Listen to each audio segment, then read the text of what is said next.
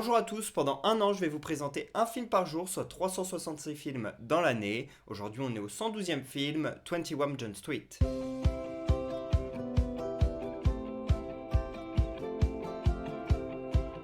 21 Jump Street est un film sorti en 2012, réalisé par Chris Miller et Phil Lord. C'est l'adaptation de la série télé du même nom qui a révélé Johnny Depp dans les années 80. On suit deux jeunes qui sont en train de rentrer dans la police et ces deux jeunes ils sont très complémentaires. Il y en a un qui est très fort en sport et qui est très nul à l'écrit, quand l'autre est bon à l'écrit mais pas du tout en sport. Et tous les deux ils vont donc collaborer et s'aider l'un l'autre pour progresser dans la matière dans laquelle ils ont le plus de difficultés. Et ces deux jeunes ils sont interprétés par Jonah Hill et par Channing Tatum. Jonah Hill, il joue celui qui est plus costaud, qui a des difficultés à faire du sport bien sûr, et qui justement arrive très bien à l'écrit. Et Jonah Hill, il est vraiment parfait dans ce genre de rôle. On l'a déjà vu dans Supergrave, il est excellent personnellement. J'adore ce personnage. À la base, je l'associe à fond dans ce genre de rôle, et puis il a montré qu'il était capable de faire d'autres choses, dans Le Stratège, dans Le Loup de Wall Street par exemple.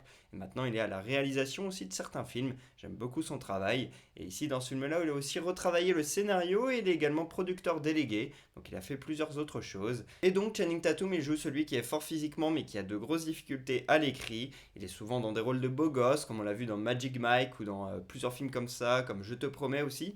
Et petit à petit aussi, il a été capable de se diversifier. On l'a vu dans Les 8 salopards de Tarantino, dans Ave César des frères Cohen. Donc voilà, il a montré qu'il était capable de faire d'autres choses. À côté d'eux, on a des acteurs plus ou moins connus comme Brie Larson, le rappeur Ice Cube, Dave Franco, le frère de James, et également Rob Riggle. Et puis on voit Johnny Depp qui reprend son rôle de Tom Hanson pour justement faire un caméo, celui qu'il avait joué dans la série. Et pour ce qui est de la réalisation, on a donc Chris Miller et Phil Lord, des réalisateurs pas très connus qui ont notamment fait dans leur filmographie La Grande Aventure Lego. C'est à peu près tout. Et par contre, en termes de scénario, ils travaillent aussi ensemble et ils ont fait les scénarios des derniers Spider-Man, les films d'animation, les Spider-Man New Generation. Et pour terminer, ce film a très bien marché au cinéma avec 200 millions de dollars récoltés au box-office sur 42 investis. Et il y a justement eu une suite, 22 Jump Street, qui a lui rapporté plus de 330 millions de dollars au box-office sur 50 investis. Et je trouve que le 2 est très cool également. Si je vous parle de ce film aujourd'hui, c'est pour plusieurs raisons. Déjà, je trouvais ça cool de vous parler de 21 Jump Street, un 21, mais c'est également parce que ça fait quasiment 27 ans jour pour jour que la série a été lancée. C'était en 1987, et elle a été arrêtée après 5 saisons en avril 1991, il y a quasiment 23 ans jour pour jour. Et cette série, elle se passe à Washington, mais elle a été tournée à Vancouver. Et à l'époque, Vancouver n'était pas du tout une ville de tournage, mais petit à petit, ça s'est instauré, notamment grâce à cette série. Et aujourd'hui, 10% des films hollywoodiens sont faits à Vancouver, en tout cas tournés plus ou moins longuement. Des films comme Deadpool, comme Twilight par exemple, ou encore Jumanji. Et il y a également plusieurs séries qui sont tournées là-bas, comme X-Files, Riverdale, ou encore Flash, et également Once Upon a Time, voilà, parmi tant d'autres.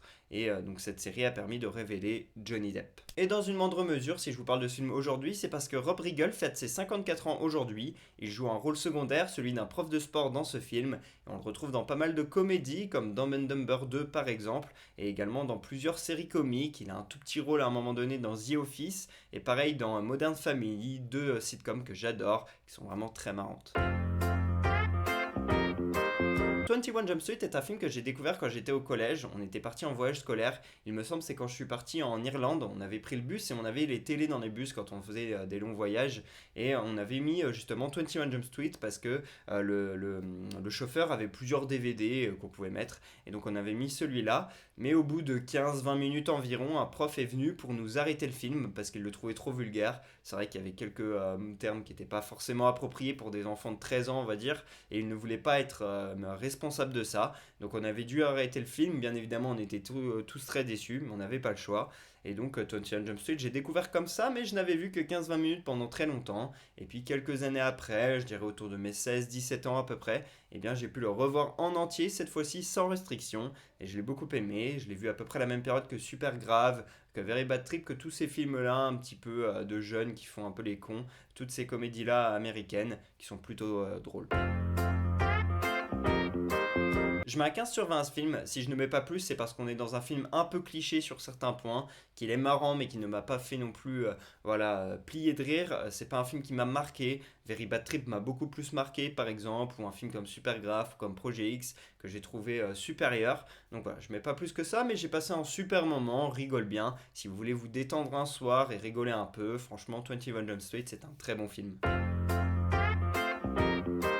Première anecdote, à la base Channing Tatum a refusé à 2 reprises le rôle avant que Jonah Hill finisse par le convaincre. Deuxième anecdote, Jonah Hill a perdu 18 kilos pour ce film afin de réussir les tests physiques qui étaient demandés par son personnage. Troisième anecdote, tous les acteurs principaux de la série des années 80 font soit un caméo dans ce film-là, soit dans la suite 22 Jump Street.